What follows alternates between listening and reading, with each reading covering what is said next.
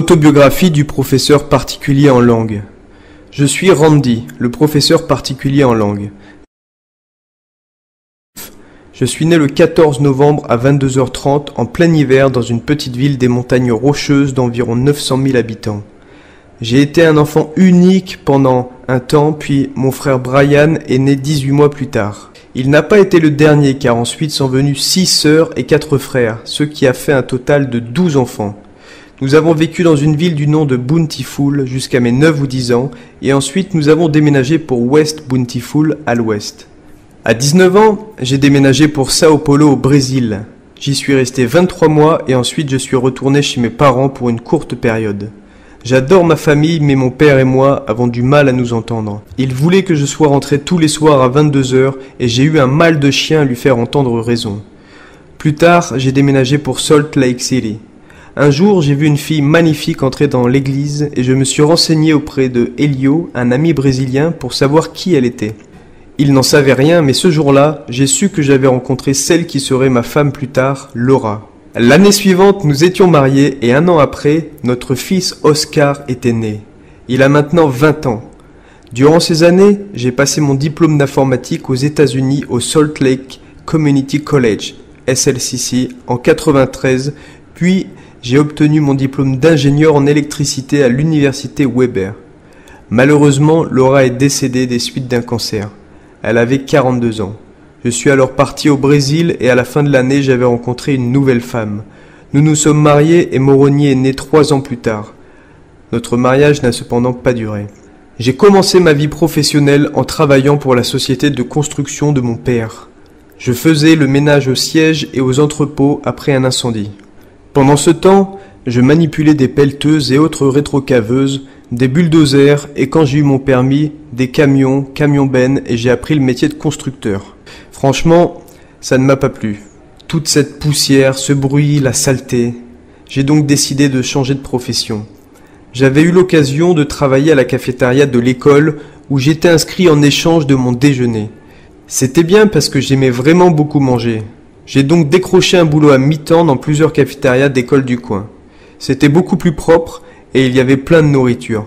J'aime vraiment bien manger.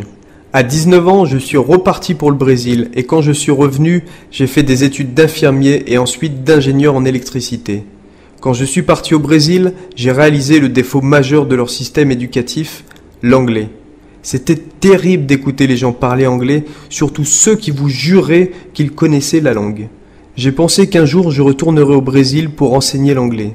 J'ai commencé à enseigner et j'ai réalisé l'erreur que faisaient les écoles traditionnelles en employant des personnes qui disent parler et enseigner la langue, alors qu'en fait ce ne sont que des machines à faire de l'argent. En fait, elles proposent des programmes d'études sur 5 ou 8 ans, alors que ces mêmes programmes sont faits à l'université en 1 ou 2 ans. J'ai étudié le français pendant 1 an et 3 mois, ce qui représentait environ 40 heures et je n'ai pas vraiment réussi à parler la langue. Mais après avoir commencé à enseigner à Excellent, et après la sortie du livre en français, j'ai engagé une personne française et je lui ai demandé de m'enseigner comment utiliser la méthode Excellent Global. En 4 semaines, 15 heures, je parlais français tout le temps dans la classe. 3 mois plus tard, j'étais dans un restaurant sur Paulista Avenue quand j'ai remarqué 3 Français qui parlaient entre eux. Je me suis approché et je leur ai demandé « Excusez-moi, je vous ai écouté parler et comme j'étudie le français depuis 3 mois, je suis un peu curieux. D'où êtes-vous » Ils m'ont dit de m'asseoir avec eux et là je me suis dit « Je fais partie du club ». Et pendant toute la soirée, j'ai réalisé mon rêve d'enfant, parler français. Un locuteur natif français, alors 3 locuteurs. En ce moment, j'apprends l'allemand. Vous pouvez imaginer ma joie de savoir que bientôt je parlerai 10 langues étrangères couramment. Je vais vous parler un peu de ma famille maintenant. C'est un peu compliqué. Comme je vous l'ai déjà dit, je suis l'aîné de 12 enfants et de ce fait, j'ai toujours été responsable de leur bien-être et donc si l'un d'entre eux faisait un écart ou créait des problèmes, c'était toujours moi que l'on punissait. Nous avons toujours été une famille très unie, mais comment dire, avec le temps, nous avons pris des chemins différents, surtout depuis que j'habite le Brésil. Nous avions l'habitude d'avoir des fêtes d'anniversaire ou d'envoyer des cartes, mais depuis que je suis au Brésil, ils n'appellent pas, n'envoient ni carte d'anniversaire ni email. J'avoue en avoir été déçu. Mon père appelle parfois pour mon anniversaire quand il s'en souvient. Voilà, c'est ma famille. Ma maison.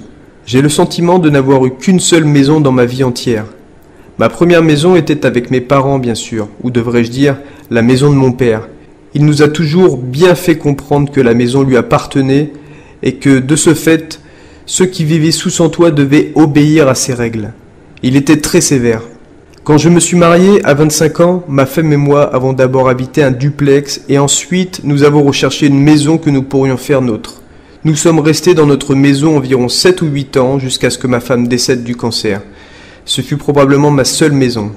Ici au Brésil, j'ai essayé de construire une maison et j'en étais rendu au toit prêt à être installé quand nous nous sommes séparés et j'ai donc dû la vendre et mon ex-femme s'est approprié tout l'argent. J'ai tout perdu et maintenant je loue un appartement. Mes journées sont relativement variées, je n'ai pas de journée type, mais plutôt des semaines type. Cependant, j'essaie de me réveiller, de me lever tôt le matin, vers 6h30 ou 7h, du lundi au mercredi. Je ne prends pas souvent de petit déjeuner, si ce n'est peut-être un petit sorbet d'AC, mais je prends toujours un très bon déjeuner chez l'un de mes 2 restaurants végétariens préférés où l'on sert des buffets à volonté. Je donne mes cours et ensuite je rentre à la maison pour prendre un dîner léger. Par exemple, demain matin, je dois être chez Berini, une société d'ingénierie, à 8h.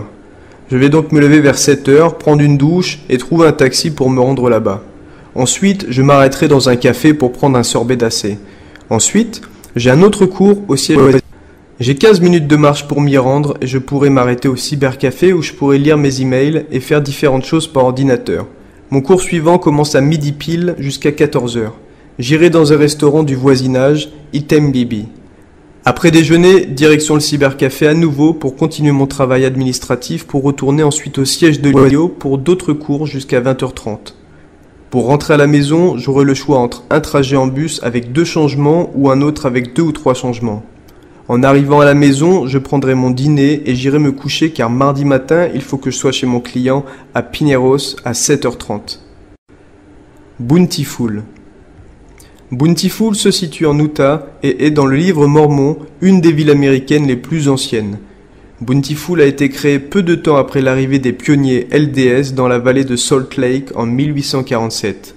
Les pèlerins explorèrent la région juste 3 jours après leur arrivée et en septembre, ils réunirent leurs familles dans leurs chariots et conduisirent 300 têtes de bétail dans la vallée de South Davis. D'autres familles habitèrent la région et commencèrent à planter des cultures l'année suivante et un total de 53 familles s'établirent dans les fermes vers 1850. Les colonies furent d'abord appelées colonies de cession et plus tard North Mill Creek Canyon, pour finalement être raccourci à North Canyon. Mais le 17 février 1855, le nom fut changé pour devenir Bountiful. Il fut voté à l'unanimité par les membres de la communauté. Bountiful est connu pour son tabernacle LDS à 5 flèches qui reste la plus vieille chapelle encore utilisée en Utah. La scission a eu lieu le 12 février 1857. Le 14 décembre 1892, Bountiful fut incorporé dans une région d'environ 13 miles carrés. C'était auparavant, en 1950, une communauté tranquille de fermiers, mais c'est maintenant une communauté résidentielle de banlieue pour des gens qui vivent près de la capitale de l'Utah. La population avoisine les 42 000 personnes. Quand j'y suis né, elle comptait environ 900 000.